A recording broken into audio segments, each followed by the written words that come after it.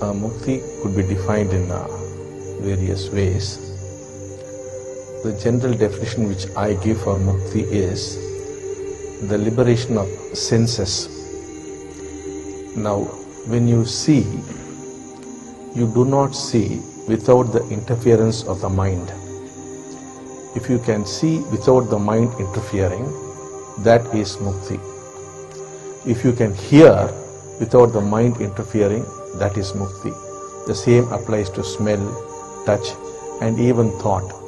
Thought also can be observed without your getting involved with the thought. Now what's happening is, when you are thinking, you think you are thinking.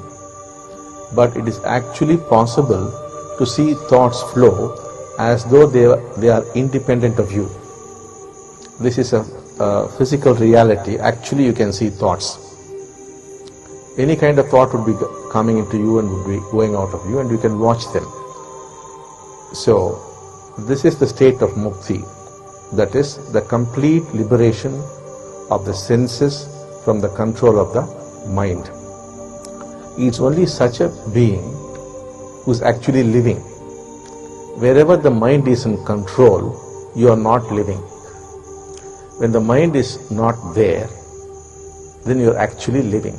That's why when people ask me, what is the purpose of life? My answer is, if you are living, you won't ask that question. The purpose of life is to live. What does that mean? To live the life of the senses.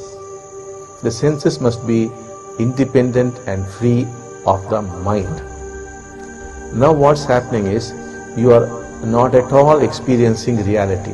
Reality to you is what is flowing through the senses. Now all the time you are interpreting whatever data is coming into you. You look at a tree and you say it's a big tree, small tree, green tree, mango tree, this, that. All the time comments are going on.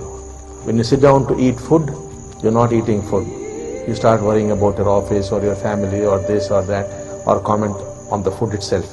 The food is not being experienced. That's why I've said in the Mahavakyas, if you experience reality as it is, then you will just experience bliss. You will see this whole creation is perfect. It's the most beautiful thing, and that you're already in heaven. You have made it into a hell.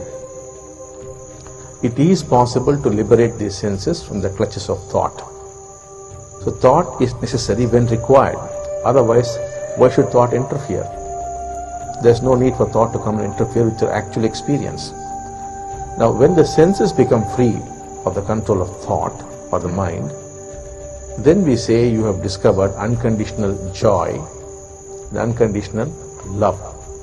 Such is this joy that you will feel that you are connected with everybody. So you discover true love. So this true love and this true joy are not separate things. They're all one and the same. And this is a natural occurrence. That is what you are designed to be. That is what a human being is supposed to experience all the time. Since you do not experience that, your lives have become miserable. And to escape that misery, you have created various escape routes through which all the time you are escaping from your misery, which misery itself is because you are not experiencing reality. So that is why people take to alcohol or to drugs or sex or whatever that is, because otherwise what is there in your life, it becomes meaningless. So the whole attempt of this movement is to help you experience reality as it is. When that happens, you discover unconditional love and unconditional joy.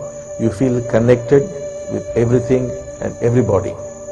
You do not feel you are a separate individual. You do not live for yourself alone anymore, because the yourself has become everybody.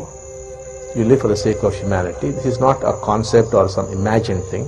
This is a day-to-day reality once you become enlightened or you become a mukta. And thousands of people have already got into this state. And even right now there are a few people sitting here who are in this state.